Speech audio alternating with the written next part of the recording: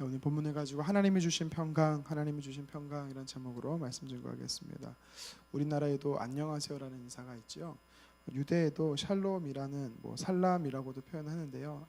안녕이라는 평안을 구하는 인사가 있습니다. 이슬람에도요. 아살람 알라이쿰이라고 알라의 평강이 당신에게 함께하기를 원합니다라는 기원하는 인사가 있습니다. 이스라엘과 중동에는 이렇게 평안을 구하는 인사가 우리나라는 비슷하게 있는데 평안을 늘 구하지만 그들에게는 지금도 전쟁이 있지요. 내전이 있지요. 마치 이렇게 평안을 구하나 마음으로는 평안을 구하나 겉으로는 평안하지 못하는 우리의 일상의 모습과도 비슷한 것을 볼 수가 있습니다. 평안을 진정으로 누가 주실 수 있을까요?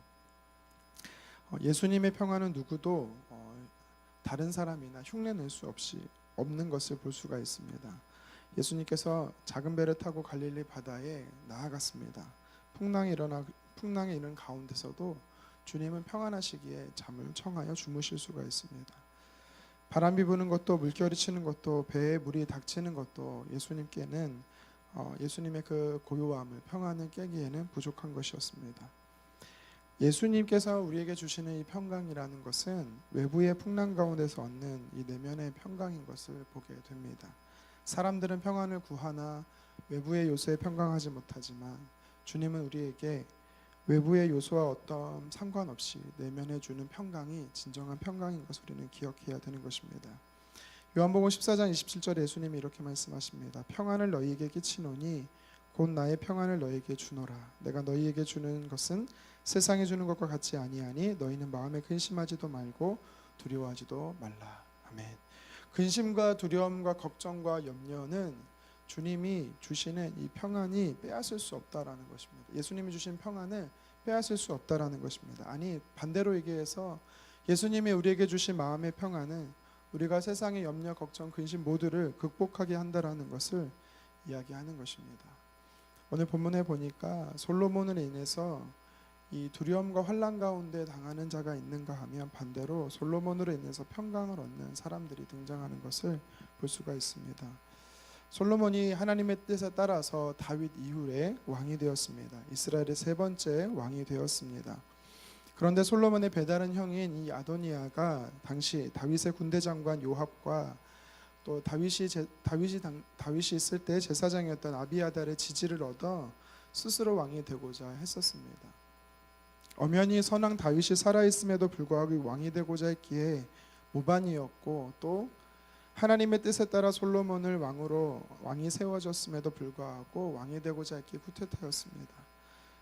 그러기에 아도니아 일행은 모두 사형죄에 해당하는 죄목입니다. 자신들의 계략이 실패로 끝났음으로 인해 아도니아와 그 일당들은 목숨을 구걸하기 위해서 제단불을 잡습니다. 열왕기상 1장 52절 하반절에 보니까 이 솔로몬은요 그들에게 자비를 베풀었습니다. 그들에게 평강의 기회를 준 것입니다. 더 한 번 악한 것을 보이며 악한 마음을 품으면 그때는 용서하지 않겠다라는 이 명예에 그들을 놓아줍니다. 한동안 자숙하고 이제 솔로몬을 왕으로 모셔도 부족할 판국에 아도니아는 하나님의 하나님의 직접 기름 부으신 것에 대한 인정하지 않고 부정하고 있습니다. 절제하지 못하는 욕심을 부려서 다시 아비아달과 요압과 야합하여서 솔로몬의 통치 초기의 혼란을 틈타 왕권을 다시 도전하는 음모를 꾸미고 있습니다. 아도니아는 아버지 이삭의 마지막 후궁인 수넴 여자 아비삭을 아내로 취해서 이 아버지 왕권의 정통성을 이으려고 하는 음모를 꾸몄던 것이지요. 솔로몬도 쉽게 거절하지 못하는 그의 어머니 이 바세바를 이용하려고 했던 것입니다. 하지만 솔로몬은 이 아비아달과 요압이 아도니아와 함께 다시 왕권을 찬탈한다라는 이 역모를 꾸민다는 것을 알고 어제 새벽에 살펴본 대로 아도니아를 죽였습니다. 그리고 조금 전에 우리가 읽은 말씀을 통해서 아도니아를 뒤에서 지지했던 이 세력들 아비아달과 요압의 최후가 등장하고 있습니다. 먼저 26절과 27절에 보면은 제사장이었던 아비아달은 이 반역죄로 제사장의 직분을 박탈당하고 쫓겨나 이 고향에서 귀양살이를 하게 되었습니다. 반역은 곧 처형이었지만 아마도 하나님의 기름 부음 받은 자, 제사장 역시도 하나님의 기름 부음 받은 자이기 때문에 그의 아버지 다윗처럼 솔로몬은 이 기름 부음 받은 자를 직접 처형하진 않고 직분을 박탈해서 그의 가문이 더 이상 이 제사장직을 수행하지 못하도록 행했던 것 같습니다. 그리고 28절에 34절에 이 아도니아를 따르는 당시 군대 장관과 요압의 죽음이 기록되어 있습니다. 이 아도니아뿐 아니라 이 아비아달, 요압, 하나님의 뜻에 거역하며 왕권에 도전했던 이들의 최후는 비참한 것이죠. 하나님 앞에 쫓겨나 죽임을 당하는 것입니다. 평안과 평강을 빼앗기는 이 스토리가 오늘 우리에게 주는 영적 교훈이 있는 것입니다. 구체적으로 이 스토리를 통해서 우리에게 주는 하나님의 영적 메시지가 무엇인지 한번 살펴봤으면 좋겠습니다. 먼저는 하나님 뜻에 반역하는 자에게는 공의 하나님이 심판하신다라는 것입니다. 공의 하나님이 나타나서 심판하신다. 하나님은 공의 하나님은 다른 말로 말하면 심판하시는 하나님이십니다. 32절과 33절 상반절에 죽은 자의 피가 요압과 그의 자손에게 돌아간다라고 성경은 말하고 있습니다. 요압은요 다윗의 군사로 있을 때, 당시 군대 장관으로 있을 때 정치적인 이유로 자신의 사욕을 채우기 위해서 아브넬과 아마사라는 사람을 죽였습니다. 무고한 자의 피를 흘렸던 것입니다.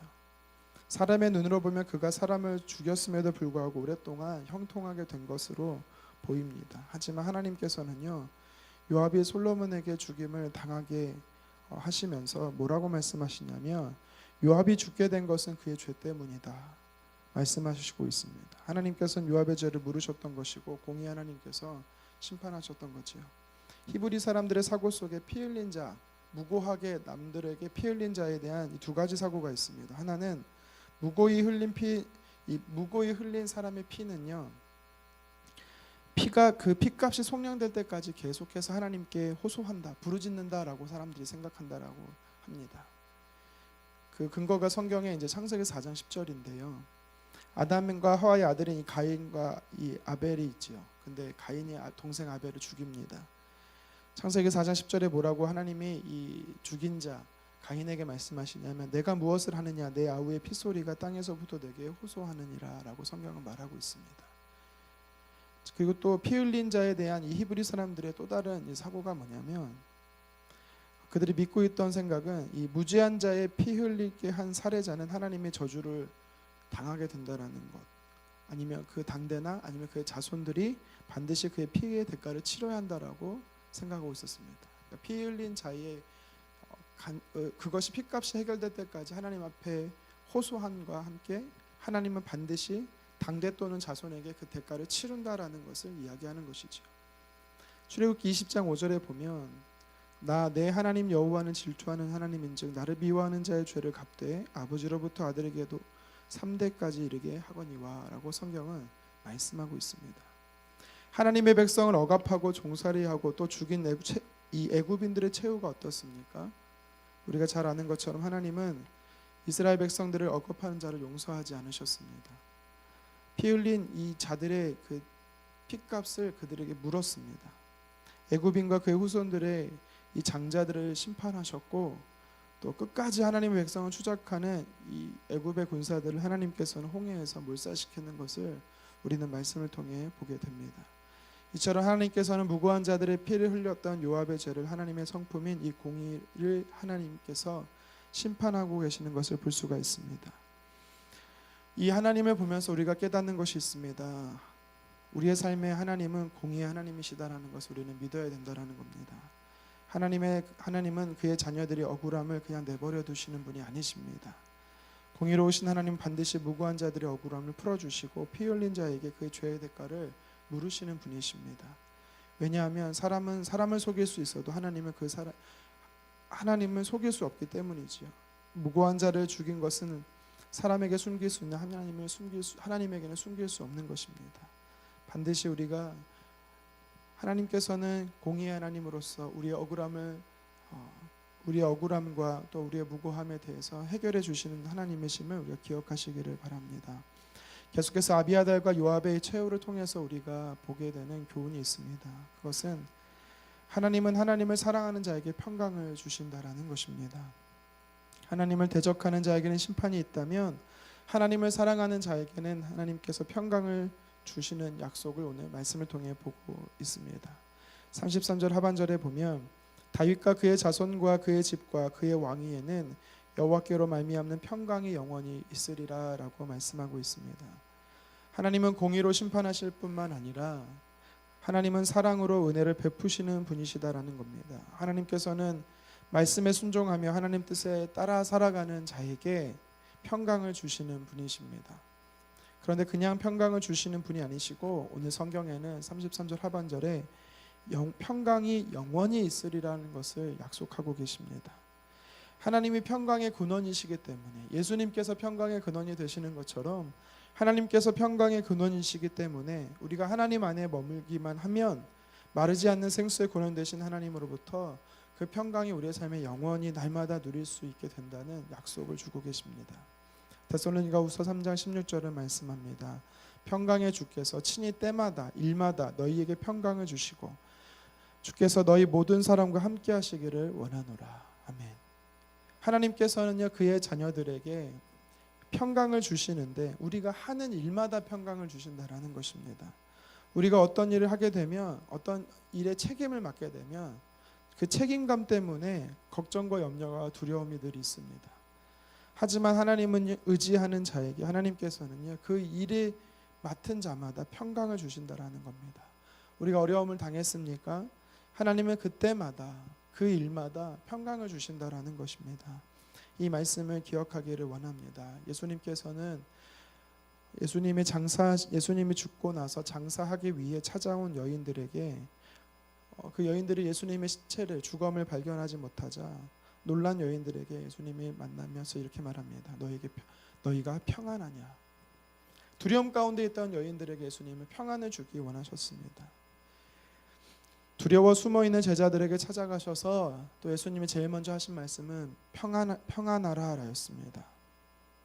하나님께서 그의 사랑하는 제자들에게 주고자 예수님께서 그의 사랑하는 제자들에게 주고자 했던 것이 바로 평안이었습니다. 바울, 베드로, 요한 이분들이 썼던 서신서들을 보면 은혜와 평강이 너에게 있을지어다라고 축복하고 있습니다. 은혜를 또 평강을 주신다라는 거죠. 하나님이 그렇게 우리에게 평강을 주기 원하신다라는 겁니다. 다윗에 이어서 이제 막 왕이 되었던 이 솔로몬에게 가장 필요했던 것이 바로 이 평강이었습니다. 평안, 내부적인 평안, 외부적인 평안이었죠. 아버지 다윗처럼 훌륭한 이 왕 다음으로 그는요 탁월한 지도력이나 리더십에 대한 부담도 있었겠지만 정말 이 솔로몬에게 필요했던 것은 평안이었습니다. 형 아도니아의 계속되는 이 왕권 침탈을 하려는 모습 때문에 솔로몬은 염려와 걱정이 있었습니다. 또 그가 왕으로서 잘 감당해야 된 왕으로서 그의 아버지를 이어서 또 태평성대를 이루어야 된다라는 부담이 그에게 무게감이 있었습니다. 그런데 오늘 하나님께서는요 그런 염려와 걱정 가운데 있는 솔로몬에게 평안을 영원히 주기 원하시는 것을 우리는 말씀을 통해 보게 되는 것입니다. 열왕기상 2장 12절에 솔로몬의 나라가 심히 견고했다라고 성경은요 설명하고 있습니다. 하나님이 주신 평강 때문에 가능했던 것입니다. 말씀을 정리합니다. 오늘 본문의 말씀은 솔로몬의 왕권 초기에 일어난 일로서 한 부류는 하나님께 심판을 받고 나머지 한 부류는 하나님의 평안의 은혜를 얻는 이 대조적인 결과를 보게 되어집니다. 극과 극의 차이는 바로 하나님의 말씀에 따라 사느냐 아니면 하나님의 말씀에 대항하느냐였습니다. 솔로몬이 하나님의 뜻으로 왕이 된 것을 불순한 마음으로 품은 이 순종치 않은 자들의 그들의 모습은 결국 직분을 박탈당하고 죽임을 당하는 것이었습니다. 공의로운 하나님의 심판을 보게 되었습니다. 반대로 솔로몬은 하나님의 뜻에 따라 평강의 은혜를 경험하게 됩니다. 이 말씀이 저와 여러분에게 있기를 간절히 소망합니다. 우리가 어떻게 하나님이 주시는 평안을 누릴 수 있습니까? 바로 우리는 하나님의 말씀에 순종할 때, 우리가 하나님의 말씀 안에 머물 때 하나님이 주신 평강을 소유할 수 있는 것입니다. 세상에 살다 보면 답답하고 조금은 억울할 수 있습니다. 하지만 공의의 하나님이 계시기 때문에 그 하나님께서는 우리의 억울함을 해결해 주실 뿐만 아니라 하나님께서는 반드시 우리에게 진리가 승리한다라는 것을 가르치고 계십니다. 뿐만 아니라 하나님을 믿는 자들에게는 하나님이 평강을 주시겠다라는 겁니다. 이 말씀을 기억하며 오늘도 하나님과 동행하며 주님의 품 안에 머물기를 주님의 이름으로 축원합니다. 기도하겠습니다.